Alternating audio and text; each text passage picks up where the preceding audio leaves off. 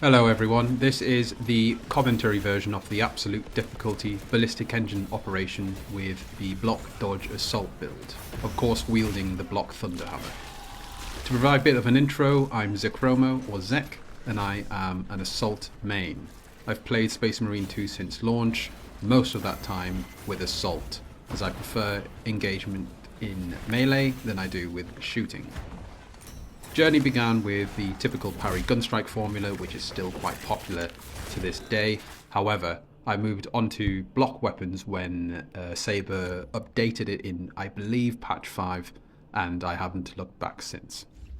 The block Thunderhammer Assault is an extremely powerful build and class. The core strength lies in its massive burst damage potential. This includes one-shotting Minoris and Extremis enemies with a ground pound, putting groups of Minoris into execute with Aftershock, and also chunking Terminus hit points. The build is there to deal massive burst damage. Assault is also the black sheep of all the classes, as it is not the easiest to pick up and perform well with. In fact, it's the only class whereby you must have a good grasp of game mechanics to perform well at higher difficulties. By good grasp of mechanics, this is everything other than the Parry Gunstrike formula. So blocking, perfect dodging, using perfect dodging timings to know when to jetpack dash and proccing different class perks, understanding enemy attack patterns in full without interrupts. You'll also have to understand the block debuff, where the enemy takes about 35 to 50% more damage for about 2 seconds. Using this knowledge to apply your combos within that time frame, which move sets can you use that last for as long as the duration of the block debuff. There's plenty of moving parts that really deepen and enrich the gameplay outside of your usual bog standard parry this, parry that Gunstrike. I'm working alongside an esteemed assault brother, who I will link in the description of this video, as he also uploads great block dodge assault content. But the video we're working on is a thorough look into how to become a better block dodge assault player, or rather some deep dives into some mechanics and play styles and combos that you can execute with the block Thunderhammer and dodging anything outside of the usual Parry Gunstrike formula. One important game mechanic that I take advantage of all the time is animation cancelling by hitting the parry or block button. No matter what animation you're in, hitting parry or block will immediately perform that animation, which itself is quite short, and more importantly allows you to exit your previous animation much faster. A pretty big benefit to animation cancelling is dodging venom cannon shots. So if you are mid-combo and you see the green line aiming at you, just hit the parry button and dodge. After some practice, you will be able to time and successfully dodge these shots, rather than getting hit by it and losing a lot of your hit points. I would also want to say that I don't animation cancel at every opportunity, as that is quite sweaty. Instead, I animation cancel when I need to dodge a venom cannon shot or need to pull out another attack quickly, when I know that that attack that I'm going to pull out will finish off the warrior. Say if we apply this to the block Thunderhammer, which has quite slow attacks, if we performed a pommel strike and then a heavy attack, that animation itself lasts around 4 seconds if played out from start to finish. However, if you hit parry immediately after the heavy attack lands, you not only shorten the animation to around 3 seconds, but you get to start a new attack combination, such as charging up Aftershock, much faster than letting it play out. Soon you will see 3 Biovores decide to spawn right in front of me. Biovores are an extremely dangerous enemy for the assault class, and for any class, simply because they are walking tanks of spore mine shooting bullshit. Spore mines are a massive problem, as getting hit by one can deplete all of your armour, exposing your HP. If 2 or more hit you, then you are dead. I don't think that even your slight damage reduction while at low health procs when you're attacked by spore mines either. Now I will explore this thoroughly in the longer form guide, but the ability to one-shot Biovores with this build has several moving parts. First off is the obvious, the 2 block stacks. This increases damage of attacks for about 2 seconds. The exact damage modifier is believed, at least by the community, to be 90%. However, after testing this extensively, I don't think it is this high.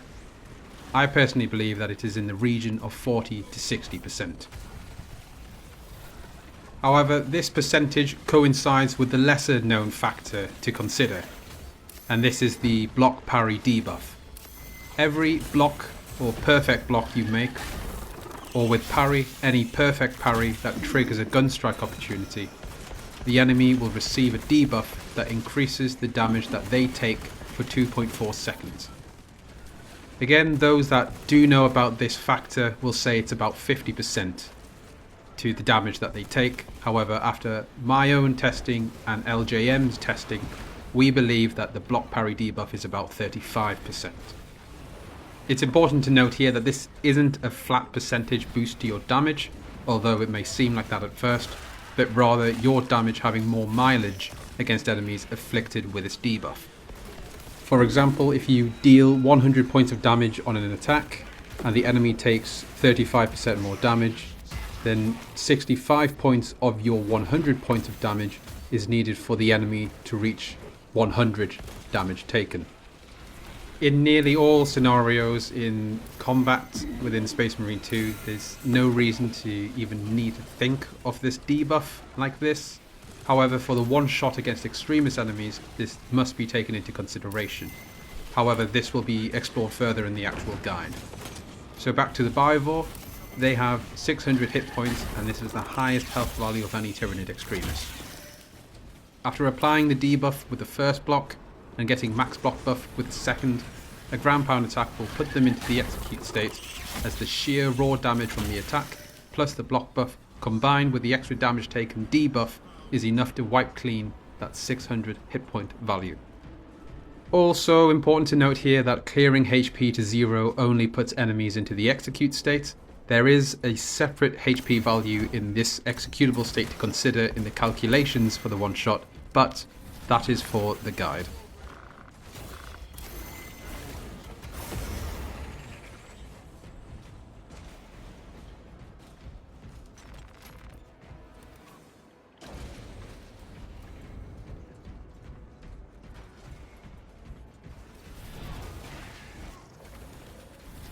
Coming up shortly is the first of a series of massive waves in the generator room. Plenty of ranged and melee warriors to contend with. Assault does not do well versus ranged. Devourers are the bane of its existence. My tip for any aspiring block dodge assault is to get these out of the way first, or to position yourself to prevent being attacked by it. This includes the obvious FOV block, like standing behind some tall terrain pieces, but also getting surrounded by melee enemies, as there's a modifier in-game that limits ranged attacks against you if you are surrounded by melee combatants. You will also see me reposition quite a bit to make sure that I'm not backed onto a wall to impede my movement. Keep your head on a swivel, because it's important to know what's around you and where you can move to, while noting which enemies are where and which ones to attack and remove first. A regular ground pound can put warriors into the execute state, providing you with iframes in a few seconds to swivel your camera and assess the situation. A max block buff ground pound will 9 times out of 10 kill anything you land on, including warriors. When fighting Tyranids, I recommend taking Zealous Blow for the ability Restore, especially when taking on board what I just said about obliterating warriors, because not only will you get ability Restore back from the kill, but the Synaptic shock that kills gaunts will also feed into your ability Restore. Another underutilized game mechanic that I make extensive use of is perfect dodging, which can be performed against any melee attack. A popular misconception is that perfect dodging can only be used against melee attacks with a red warning. This is not true, because in reality you can perfect dodge not only these attacks, but those with a blue warning and without any warnings as well. Pretty much any attack that you can parry, you can also perfect dodge. This is where the Assault's natural bonus to dodge windows really shines. If you take the time to learn these attacks and when to dodge, you will find it's quite easy to perfect dodge after all.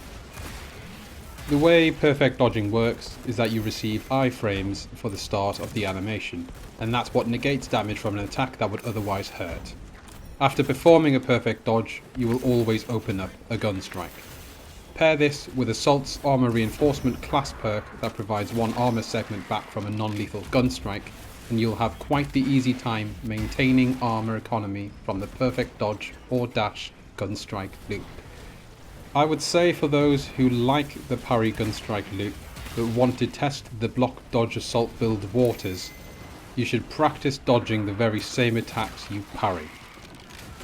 Once you get that down, the block timings on assault are similar if not the same as its dodge timings. Once you get both down, you can experiment with blocking and dodging the same warrior's attacks and get into some of the meaty combos that are available, such as block, dodge, block for debuff, upkeep and delayed Gunstrike, to which you enter into Aftershock and then the follow-up Gunstrike, or block, block, dash into Gunstrike and ranged upkeep that is buffed by the Aerial Grace class perk. As you can see, there's a lot of interesting combos outside of the typical Parry Gunstrike loop. The only Tyranid ranged attack that you can perfect dodge is the Zoanthrope and Neurothrope beams. The maneuver is also quite counterintuitive as you have to perfect dodge into the beam. The beams act as a wide sweeping plane with multiple hitboxes, although that plane is paper thin enough for a perfect dodge into the attack to completely negate the damage. To achieve a perfect dodge through a beam, you need to time your dodge so the beginning animation portion happens during the sweep of the beam. If you dodge too early, your end animation occurs at the same time the beam hits, meaning you take damage. If you dodge too late, well, you know you're fucked. Once you're confident with perfect dodging, you can also perfect jetpack dash diagonally to the beam sweep. The jetpack dash appears to have iframes during the middle of its animation, not during startup, meaning a JPD attempt through the beam oftentimes fails. However, dashing diagonally to the beam allows for that short time to trigger iframes, and with the hitbox of the beam being wider than it is visually, you should always be able to trigger a perfect dash for Gunstrike.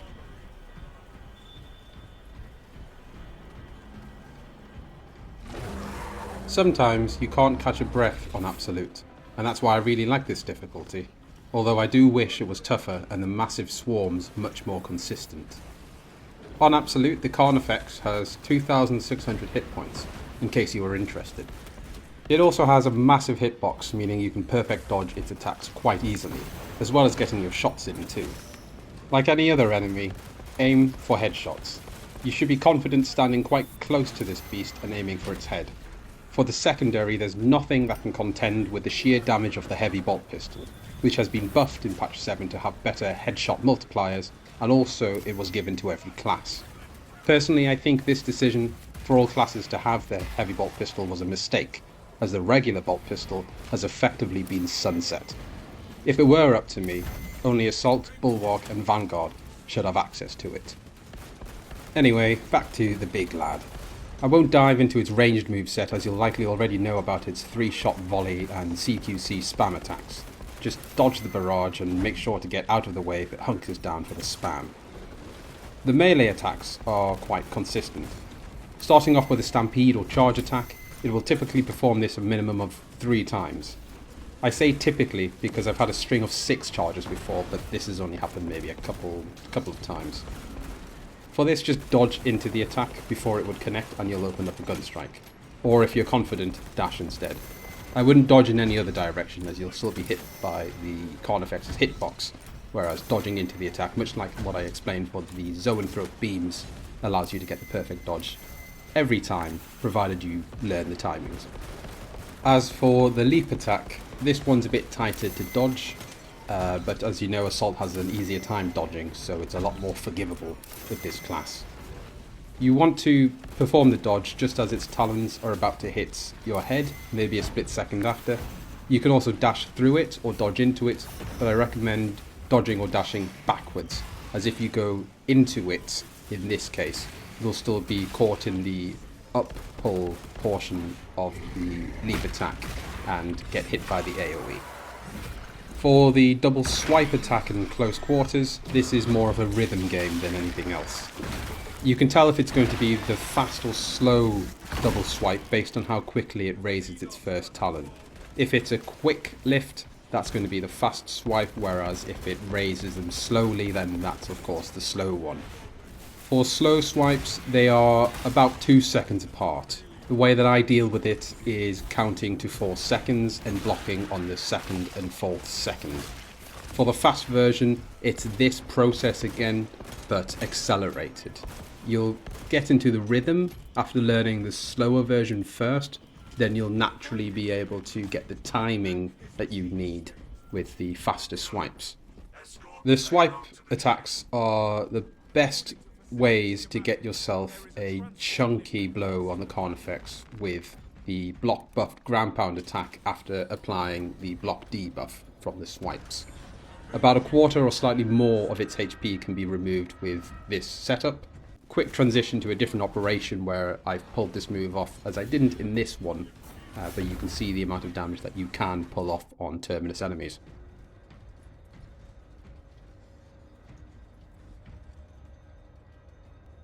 Alright, so this next section, right before we enter the room to clear the obstruction, is probably the best time for me to talk more broadly about the Assault class. My thoughts, the good, the bad, and everything in between. As I mentioned at the start of the video, Assault is kind of the black sheep among the classes. It's the hardest to pick up and perform consistently with, while every other class has a clear identity and playstyle. To me, Assault is meant to be the aggressive, evasive melee combatant.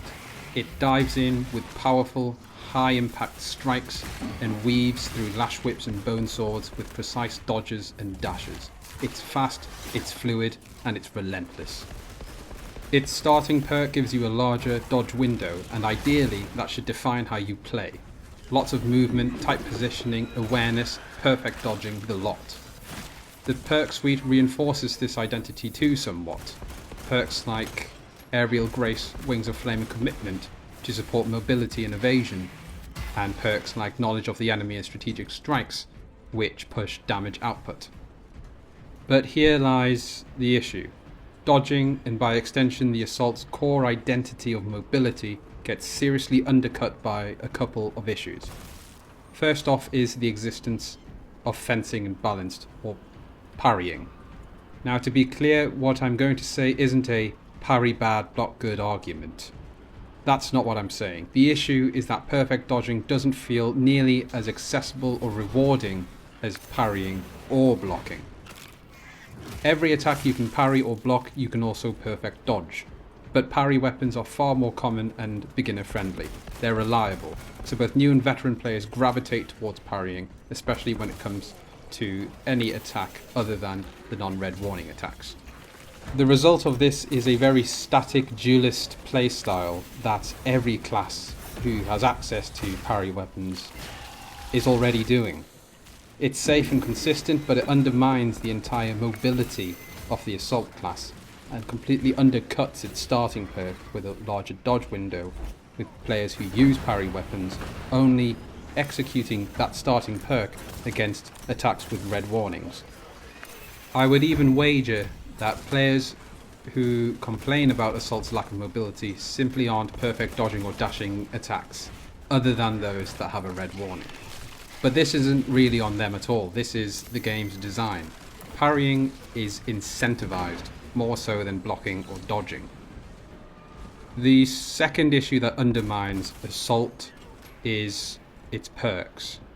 So some of them are alright. They are meshing well with Assault's intended role, at least to me, of a mobile, evasive and aggressive combatant. However, the rest of the perks have a major disconnect with the intended Assault playstyle. For example, the very first perk, which gives a bonus damage to any attack executed during a sprint or a dash, who realistically would use their jetpack dash to initiate a melee strike when that ability is better spent on a ground pound or a perfect dodge with a dash. And even look at Wings of Flame. This previously, prior to patch 6 or 7, was only trajectory damage. Only recently was it updated so that using it would also count any dodge dash as a perfect dodge. However, it doesn't really. You still need to learn the timing and execution of perfect dodging to hit the ability button to perfect dash and trigger Wings of Flame. The reason why I believe it was updated to have this added detail is because barely anyone was using the dash mechanic. And again, that's not the player's fault, it's that there's no early game incentive to learn how to dodge, and the existence of parry weapons undercuts anyone wanting to learn how to dodge. Imagine if these first row of perks actually encouraged perfect dodging first and foremost. Something like after a perfect dodge you gain plus 10% damage for 5 seconds, or after a perfect dodge you restore 1 armor segment. These sorts of perks would reinforce dodging as a core mechanic and define Assault as the agile melee skirmisher that I believe Saber intends the class to be. Instead, what we have with Assault is a class whose core identity of aggression, mobility and offensive melee is blurred more by the safer, more static strategies borrowed from other classes. Parrying becomes the default, not because it's fun or thematic for Assault, but because it's reliable. This results in an identity crisis. And for me, this is what drives the main criticism you always hear about Assault, that you have to do so much more to reach the same level of effectiveness as the other classes. Honestly, I find that criticism valid. If you want to play Assault well, you have to learn the dodging, dashing timings, and then those moves complement blocking, as both dodging and blocking don't interrupt attacks. There's a lot more for you to process to make Assault perform well, not to mention the lack of survivability if mistakes are made. This line of thinking is correct. But the reason here isn't that Assault is inherently worse, because it's not. It's a strong class. It just needs a lot more effort and thinking to play well. But what doesn't help it is that its design doesn't reinforce its intended role. Other classes are more coherent. Their perks, abilities and playstyles all line up to what they are to do. Bulwark, melee focused, but he is defensive. His class perks show that. He has damage reduction. He has a banner which provides defense or offensive capabilities for his teammates. Vanguard is more like a spec ops. He grapples in, he unloads bolter rounds and finishes up with a melee kill, living life on the edge. But with Assault, you are constantly fighting against the design to make it work how it feels like it should work. Do you go max ground pound? Do you go full on dash build? When really it shouldn't be so black and white. It should be both. Which is why, under the current parameters of the perk options available to Assault, I've chosen perks that allow me to maximize my ground pound damage and general damage, as well as having that mobility through dodging and dashing. But all of these perks as well come in at the very end of the tree. Obstruction detected. Removal is required to commence. Acknowledged.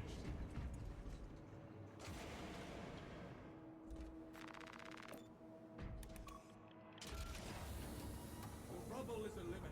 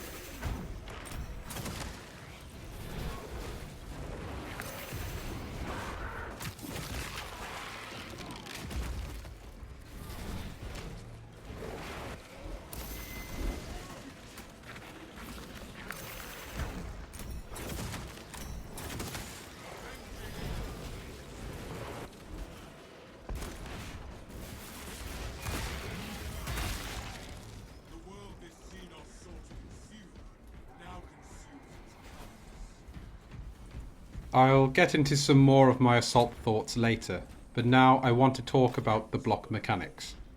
First of all, I will eliminate the misconception. You don't need 3 block stacks for the max block buff, you only need 2. It used to be 3, but this was changed, and a good change at that, considering most warriors have a 3 or more attack combo. Perfect to chain 2 blocks and attack, or 2 blocks and a perfect dodge or dash. Having 2 block stacks triggers an AoE explosion, which interrupts and staggers enemies not only on trigger, but also for 2 seconds afterwards while the buff is active. The AoE and interrupt is important as it allows you to play aggressively versus heavy attacks. Example given the red warning attacks. Look here with the Lictor. I chain 2 stacks from its emerging move, prepare an Aftershock immediately after the second, and release as soon as I hear the warning sound. Without the 2 block stacks, such as with fencing or balanced weapons, or even just with 1 block stack, I'd have to dodge and scurry around to avoid this attack. However, with the max block buff AoE, I don't have to worry about that. Provided my timing is right, which it is, the upswing will catch the Lictor and the AoE will interrupt the rest of its attack. Also here is where I apply my advice from the start of the video, of animation cancelling to immediately halt the attack after seeing it won't connect on the 2 downswings. But also it happened when a venom cannon decided to aim at me. So this animation cancel allowed me to dodge that attack and maintain my focus on the Lictor. You see what I mean now about engaging with multiple mechanics? That's what I like about this playstyle. An additional tip here is that the Thunderhammer's regular attacks are too slow to take advantage of the block buff. Only an Aftershock, no matter the charge level, can take advantage of the 2-second buff triggered from upswing.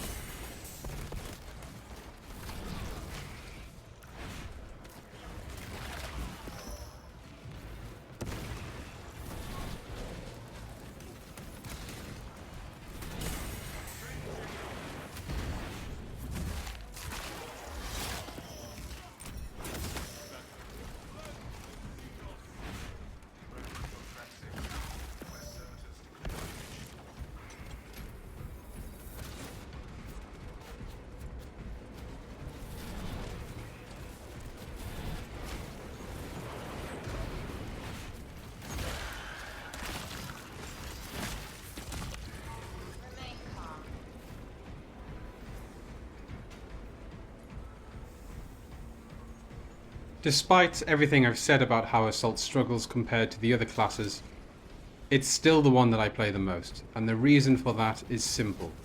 I like that it demands more from me as a player.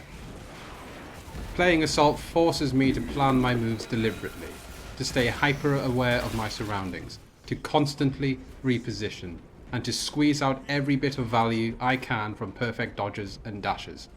I enjoy managing my armour economy with lethal and non-lethal gunstrikes, setting up block stacks to trigger armour regeneration, stagger and stun procs, and pulling off those amazing one-shots and Minoris and Extremis enemies is just the cherry on top. Melee engagements with Assault is a rhythmic pattern, it's a dance, dashing to boost damage output, stringing together dodges and attack combos. That style of gameplay is something that I enjoy and thrive on, but I'll admit that my bias comes from enjoyment from games like Dark Souls, where every mistake is punished. But the punishment in those sorts of games is typically fair. In Space Marine 2, though, that's not always the case. The punishments in Space Marine 2 often come from bugs or inconsistent mechanics, not from misplays. Take the Thunderhammer's Aftershock, for instance. It doesn't grant contested health like it should, and melee contested health recovery in general is pretty underwhelming. Zoanthrope beams hitting you from behind terrain, spore mine bullshit knocking off your health and stun locking you, ground pounds not triggering as they should, as the reticle doesn't show up as they should do, and even ground pound attacks, so the downward portion of the animation getting absolutely hampered by a pebble on the floor, causing you to absolutely miss the target as you fall helplessly downwards, completely awry from where you intended to land. These kinds of bugs and inconsistencies really undercuts the gameplay of aggression and evasion that Assault is supposed to be centered around. If Assault is ever reworked, and I hope that it is, I'd want the changes to encourage people to lean into that aggressive mobile playstyle that only some folks can pull off. I'd like for more people to actively engage with this playstyle through support from perks and actually functioning mechanics, instead of some of the more gimmicky suggestions that I've seen. Perhaps the biggest one of which being the argument that Assault needs to have a healing perk. The problem with this is that healing perks become auto picks.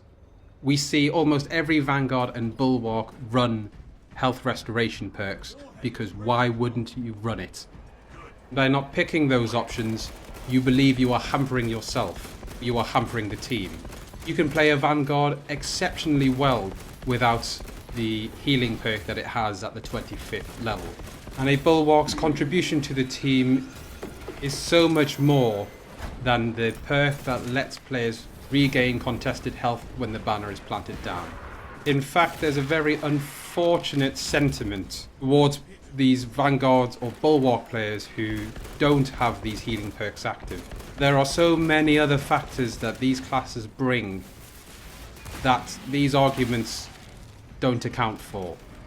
What I think would be beneficial perks for Assault are those that proc from perfect dodges, that provide more armor economy, and also ability restoration, much like how the Vanguard has one team-wide from killing Minoris or higher enemies, and Sniper has the headshots. So, for example, perfect dodges team-wide restore ability charge by X%, to encourage again people using perfect dodges as a move or an action, not as a last resort for red warning attacks. Perfect dodging as a mechanic in particular also needs some serious attention. Right now its only reward is a Gunstrike, and yes, you use it to avoid damage, but blocking and parrying do that too, and they come with their own advantages. Dodging, on the other hand, doesn't feel like it pays off as much as it should. I've suggested before that perfect dodging should offer more than just a basic Gunstrike. One idea that I had was to make that Gunstrike hit harder, say a 20% or 30% damage bonus if it's triggered from a perfect dodge. Thematically it makes sense, as you've just slipped past an enemy's guard and counterattacked, and that should hurt. Or even how about this? Bring back Gunstrike chaining. Some of you might remember that in earlier patches, maybe preceding 5 or 6, you could perfect dodge the same enemy twice or 3 times in a row and trigger 2 or 3 consecutive Gunstrikes. That's no longer a thing, but honestly it should return, maybe as a perk or a core mechanic. I will link down my official suggestion in the description of this video if you wanted to give it a read and hopefully interact with and provide your own suggestions if you're for it or against it. But the important point is to have a discussion around it to catch the developer's eye, as the more interactions with suggestions like these and any others on the forum, the more interaction there is, the more likely the developers will look and respond. Well, hopefully, anyways. Perfect dodging shouldn't just be a last-ditch move for red attacks. It should be a valid and rewarding option on par with parrying or blocking. Something you actively seek out and build your playstyle around. Again, accounting for the fact that you can perfect dodge any melee attack. And to get there, I believe the game needs to do 2 things. Improve the mechanic itself and support it through perks. Only then will I feel that Assault will be complete. Not just for veteran players, but for newcomers trying to understand what makes this class unique.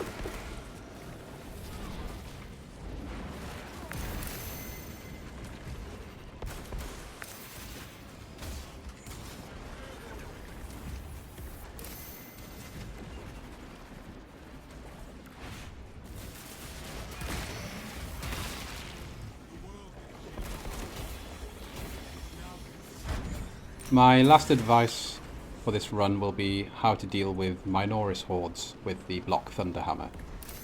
It goes without saying that you can't stand there and parry gaunts. Not only do you not have a fencing or balanced weapon, but you are a mobile, agile class, and you shouldn't be standing around in one spot for long. Okay, so you can't parry, so maybe light swing? No, definitely not. This attack is slow, exposes you to enemy attacks, and it takes 2 swings to kill 1 gaunt on absolute difficulty. The tactic that I use for dealing with gaunts is what I term quick Aftershock or quick AS. The Aftershock attack can be charged to 2 different power levels, indicated by a sound cue. But the attack can also be released before the first sound cue, and this has a damage value which, although isn't high, still provides more damage than a light swing. To perform this attack, hold the charge button down for half a second and release. The attack provides damage, but it also scatters gaunts to provide you with breathing room for you to reposition and pop some shots off at surviving gaunts to whittle them down. Furthermore, this attack will always open up a Gunstrike, which you should take to retrieve an armor segment. Lastly, you will also gain hyper armor during the release and upswing, meaning no damage taken during this portion of the attack. Always spam uncharged Aftershock when surrounded by gaunts so that you can reposition, shoot and Gunstrike. If you have cleared some breathing room, you can charge to 1 sound cue if you wish to deal more damage and clear the mount. Unfortunately, due to a bug, contested health regen isn't applied for the downswings of this attack. This has been reported several times, but I'm not sure if Saber are aware of it. That concludes my commentary on this run. The rest you will see is the end of the operation. Hopefully my tips have been of use, and my comments and thoughts have been interesting. Have fun slaying Xenos, Battle Brothers.